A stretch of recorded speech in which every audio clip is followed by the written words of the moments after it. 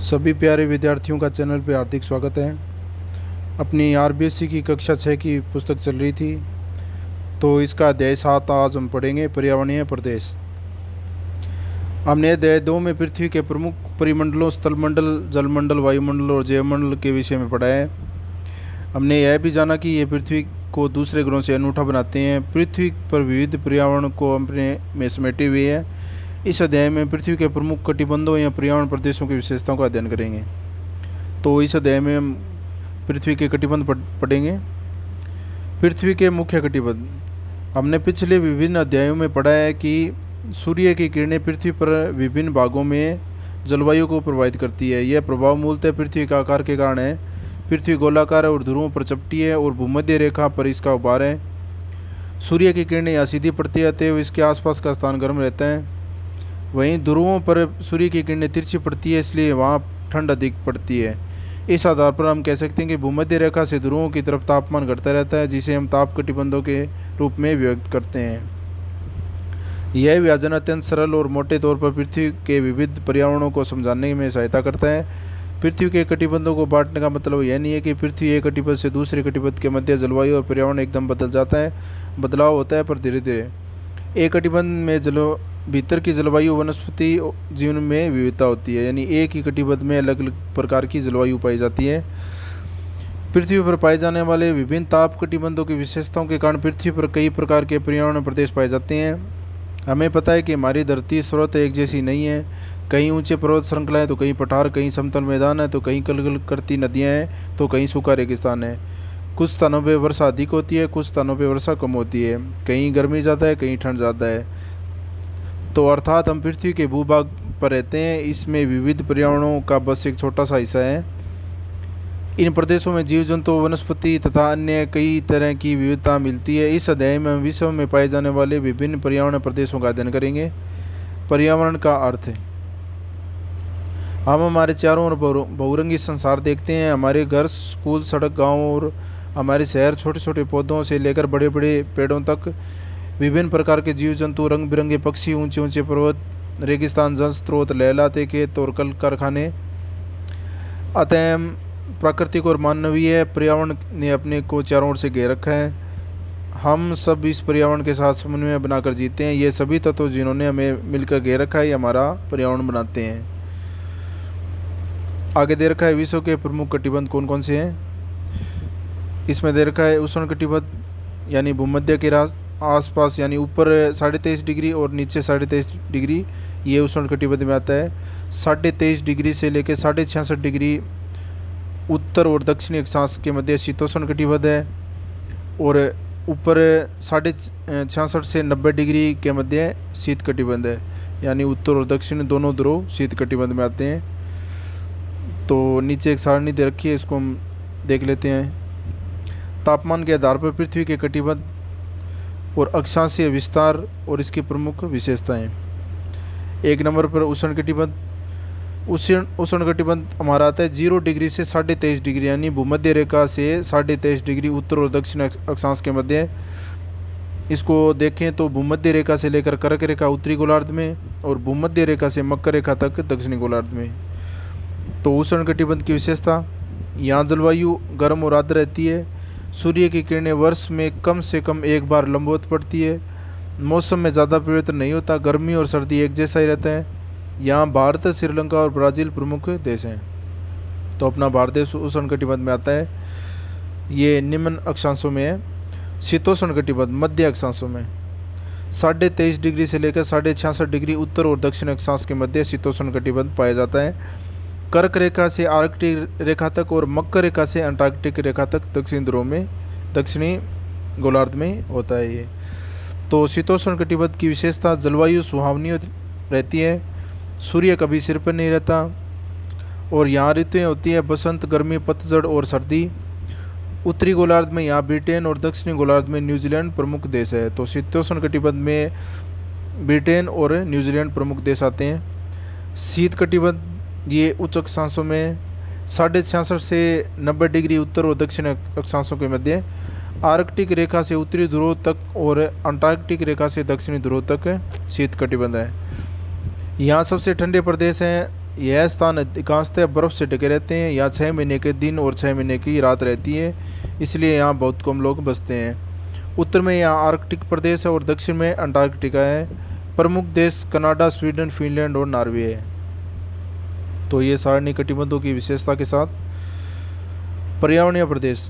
हम इस विशाल पृथ्वी को कुछ समानताओं के आधार पर पर्यावरण प्रदेशों में बांट सकते हैं। समान पर्यावरणीय परिस्थितियों और कारक जैसे जलवायु, मिट्टी, वनस्पति के सम्मिलित स्वरूप से प्राकृतिक वातावरण तैयार होता है। ये तत्व एक साथ मिलकर भूभाग को एक विशिष्ट स्वरूप प्रदान करते हैं जो बाकी भूभागों से अलग हो। अब हम पृथ्वी के अलग अलग पर्यावरण प्रदेशों की जानकारी प्राप्त करेंगे। तो पर्यावरण प्रदेश बांट रखे, इसमें पहले नंबर पर है उच्च भूमि। आपने पहाड़ों के बारे में तो सुना ही होगा, ऊंची ऊंची चोटियां, गहरी खाइयाँ। यहाँ वातावरण ज़्यादा गर्म नहीं होता। ज़्यादा ऊंचाई पर अगर हम जाएं तो बर्फ़ भी देख सकते हैं। क्या आपने सोचा है ऐसा क्यों है? ऐसा इसलिए क्योंकि जैसे जैसे ऊंचाई की तरफ बढ़ते हैं तापमान गिरता जाता है, अर्थात मौसम ठंडा होता जाता है। यानी जितनी ऊंचाई पे जाएंगे हम उतना तापमान गिरेगा। इसका एक आंकड़ा है, 165 मीटर की अगर ऊंचाई पे जाएं तो 1 डिग्री सेल्सियस तापमान में कमी आती है।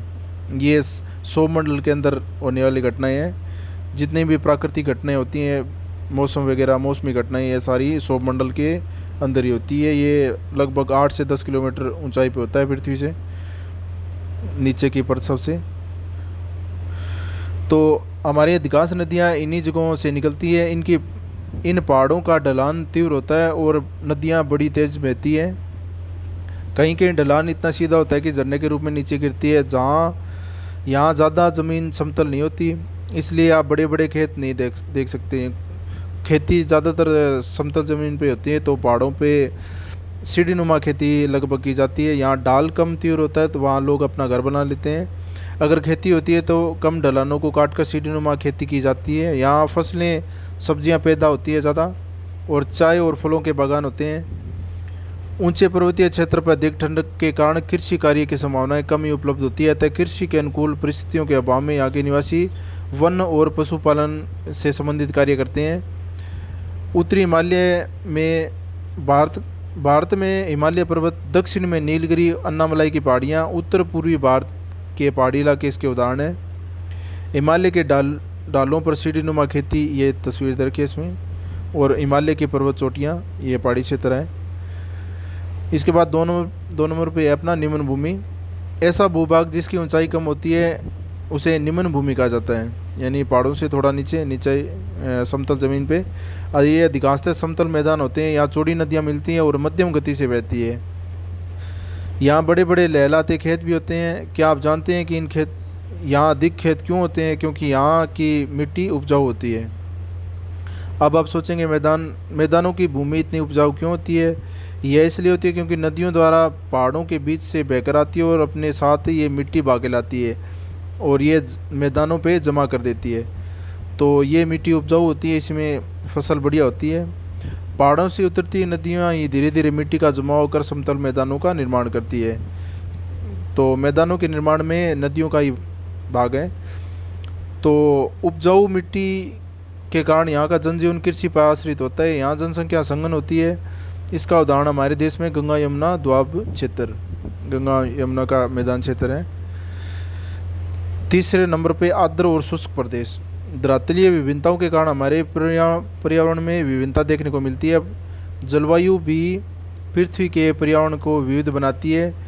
जैसे कि ऐसे स्थान जहाँ खूब वर्षा होती है और घने जंगल होते हैं, वहाँ तरह तरह के पेड़ पौधे, जीव जंतु पाए जाते हैं, जैसे अमेजन का वर्षावन।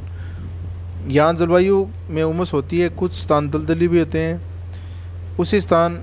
उसी प्रकार ऐसे स्थान भी हैं जहाँ वर्षा कम होती है और मौसम भी अत्यंत शुष्क होता है। यहाँ सदाबहार नदियाँ नहीं बहती और वनस्पति साल भर हरी भरी नहीं रहती। सामान्यतः इन्हें मरुस्थलीय क्षेत्र कहा जाता है। तो एक आर्द्र क्षेत्र दिखाया गया है और एक शुष्क क्षेत्र दिखाया गया है जहाँ वर्षा कम होती है। 4 नंबर पे वन प्रदेश। किसी विशेष भौगोलिक परिवेश में पाए जाने वाले पेड़ पौधे, झाड़ियाँ और घासों को सम्मिलित रूप से वहाँ की वनस्पति कहा जाता है, जबकि पेड़ पौधों और झाड़ियों से ढके हुए विस्तृत भूभाग को वन क्षेत्र कहा जाता है। कभी आपने वन देखे हैं? वन क्षेत्रों में क्या होता है? पेड़ों के झुरमुट, जानवर, कीट पतंगे आदि। वन सिर्फ एक तरह के नहीं होते, अलग अलग जलवायु में अलग अलग प्रकार के वन पाए जाते हैं। कहीं घने सदाबहार वन तो कहीं ऐसे वन पाए जाते हैं जहाँ पतझड़ में पत्ते झड़ जाते हैं। अब ऐसा भी नहीं कि सिर्फ जानवर, यहाँ सिर्फ जानवर रहते हैं, यहाँ मानव समूह भी रहते हैं, इन्हें जनजाति कहा जाता है। पर यह बहुत दुख का विषय है कि हमारी स्वार्थ सिद्धि के लिए हम जंगलों को काटते जा रहे हैं। हम भूल गए कि जंगल न सिर्फ हमारी हवा से कार्बन डाई को सोख कर वातावरण को साफ करते हैं, बल्कि इन आदिवासियों जनजातियों का आवास भी इन्हीं में है। भूमध्य रेखीय अफ्रीका, दक्षिणी पूर्वी एशिया और दक्षिणी अमेरिका में वन्य क्षेत्र आज भी कायम है। तो इन क्षेत्रों में जनजातियाँ पाई जाती है, जैसे अफ्रीका की बुशमैन जो जनजाति मुख्य रूप से पाई जाती है। हमारे अंडमान निकोबार क्षेत्र में भी जनजातियाँ पाई जाती है। तो घास के मैदान पांचवा है। पृथ्वी पर ऐसे स्थान भी हैं जहाँ वर्षा तो अधिक होती है, अधिक नहीं होती कि घने वन पनप सकें, पर इतनी भी नहीं कि वहाँ पे सूखे मरुस्थल हो। तो वो घास के मैदानों के अंतर्गत आते हैं। यहाँ ना ज़्यादा वर्षा होती है ना कम वर्षा होती है। तो ऐसे स्थानों पर दूर दूर तक घास ही घास नज़र आती है। कहीं कहीं ये हमारे घुटनों तक और कहीं कहीं हमारी एडियों तक ऊंचाई होती है इनकी। इन फैले घास के मैदानों को चारागाहों के रूप में उपयोग में लिया जाता है। चारागाह ऐसे स्थान जहाँ भेड़, बकरियाँ आदि, गाय आदि पशु चराए जाते हैं। ये विस्तृत चारागाह और घास के मैदान अधिकांशतः शीतोष्ण कटिबंध भूभागों में पाए जाते हैं, जैसे उत्तरी अमेरिका में प्रेयरी। ये घास के मैदानों के उदाहरण है। उत्तरी अमेरिका के में प्रेयरी घास का मैदान जहाँ ऊंची ऊंची घास होती है। यूरोप और एशिया में स्टेपी मैदानों में छोटी घास पाई जाती है। 6 नंबर पे मरु प्रदेश। आपको पता है कि राजस्थान को धरती धोरानी भी कहते हैं, अर्थात रेतीला मैदान जहाँ वर्षा इतनी कम होती है कि वर्षा के भरोसे खेती की नहीं जा सकती। यहाँ हरी भरी वनस्पति तो नहीं है, मगर रोइडा और खेजड़ी के पेड़ जरूर हैं। इन पेड़ों को ज़्यादा पानी की ज़रूरत नहीं होती। आपने कभी सोचा है कि हमारे थार में जो छोटी छोटी झाड़ियाँ हैं, पौधे हैं, इनमें कितने कांटे होते हैं? ये कांटे नहीं है, ये एक प्रक्रिया है जहाँ पानी की कमी के कारण पत्ते अपना पर्यावरण को के अनुरूप डाल लेता है।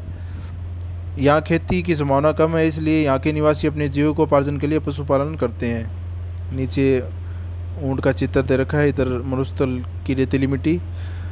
हर मरुस्थल थार की तरह नहीं होता। थार एक गर्म मरुस्थल है, मगर पृथ्वी पर ऐसे मरुस्थल भी है जहाँ बहुत अधिक ठंड होती है और वहाँ बर्फ़ जमी रहती है, जैसे लद्दाख। लद्दाख का मरुस्थल है एक, लेकिन वो ठंडा मरुस्थल है, यानी गर्मी नहीं है, वहाँ पे ठंड पड़ती है।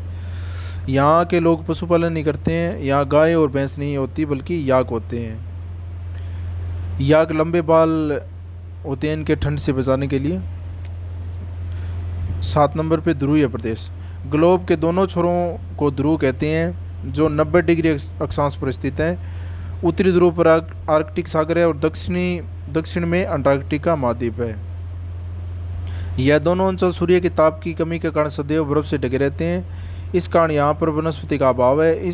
इन कठिन परिस्थितियों में यहाँ लोग रहते हैं जिन्हें एस्किमो के नाम से जाना जाता है, यानी एक एस्किमो प्रजाति ध्रुवीय प्रदेश की प्रजाति है।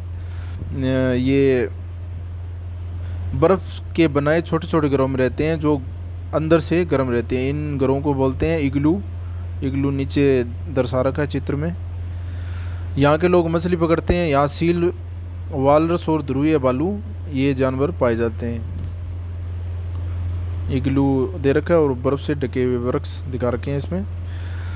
आपने देखा कि प्रत्येक स्थान पर अपने एक विशिष्ट लक्षण और पर्यावरण प्रदेश बनाते हैं। जो पर्यावरण प्रदेश बनाते हैं, हर स्थान पर भिन्न भिन्न वन्य जीव वनस्पति है। आज विश्व में हो रहे प्रदूषण और वनों की ह्रास हमारी प्राकृतिक धरोहर को नष्ट कर रहे हैं, जिसके कारण दुनिया में कई प्रदेश पर्यावरण तनाव से लगातार ग्रसित हैं। यहाँ के निवासी अपनी आजीविका के साधनों से वंचित हो रहे हैं। हमें सदैव प्रयत्न करना चाहिए कि हमारे पर्यावरण की रक्षा करें, हम हमारे पर्यावरण की रक्षा करें ताकि आने वाली पीढ़ी इसका लाभ उठा सके। तो ये था पूरा चैप्टर। नीचे शब्दावलियाँ दे रखी है। कटिबद्ध 2 अक्षांशों के मध्य विशेष परिस्थितियों का क्षेत्र स्टेपी। यूरोप तथा एशिया के शीतोष्ण घास के मैदान, दोहरे रेत के टीले। एस्किमो उत्तरी ध्रुव प्रदेशों में रहने वाले लोग। इग्लू एस्किमो लोगों का घर। और नीचे ये दे रखे क्वेश्चन, प्रेरी घास के मैदान कहाँ है? पृथ्वी के उत्तरी ध्रुव पर स्थित है। तो ये कर लेंगे हम पूरा एक वीडियो बना के सारे जितने भी अभ्यास प्रश्न है वो सारे कर लेंगे। आगे अपना अध्याय 8 हमारा सामाजिक प्रवेश। वीडियो देखने के लिए बहुत बहुत धन्यवाद। आपका दिन शुभ रहे।